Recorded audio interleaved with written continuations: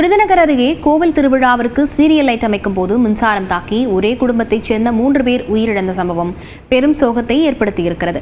வளைகாப்பு நடைபெற்ற கர்ப்பிணி பரிதாபமாக உயிரிழந்திருப்பது காண்போரை கண்கலங்கச் செய்தது. நடந்தது என்ன? இந்த தொகுப்பில் பார்க்கலாம்.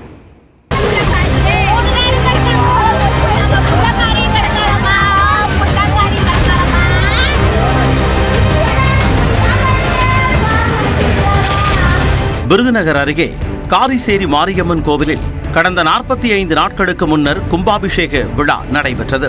இதையடுத்து திங்கட்கிழமை 45வது நாள் மண்டல பூஜைக்கான ஏற்பாடுகள் நடைபெற்று வந்தன.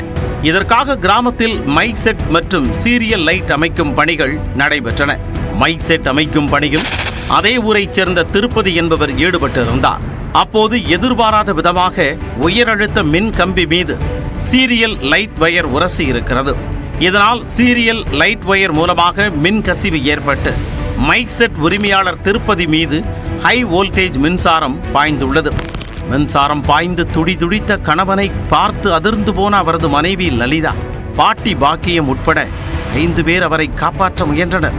அப்போது 5 பேர் மீது மின்சாரம் பாய்ந்ததில் திருப்பதி, அவரது மனைவி லலிதா மற்றும் பாட்டி பாக்கியம் ஆகிய 3 பேரும் சம்பவ இடத்திலேயே பரிதாபமாக உயிரிழந்தனர்.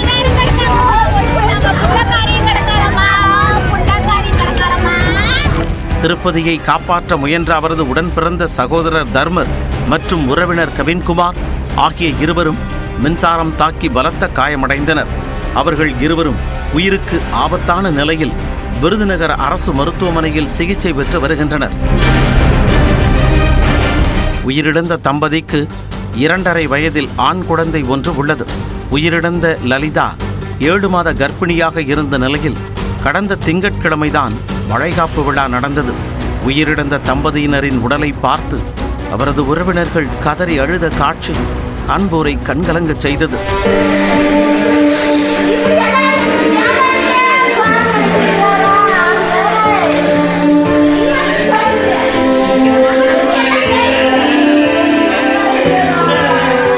இச்சம்பவம் குறித்து ஆமத்தூர் போலீசார் வழக்கு பதிவு செய்து விசாரணை நடத்தி வருகின்றனர்.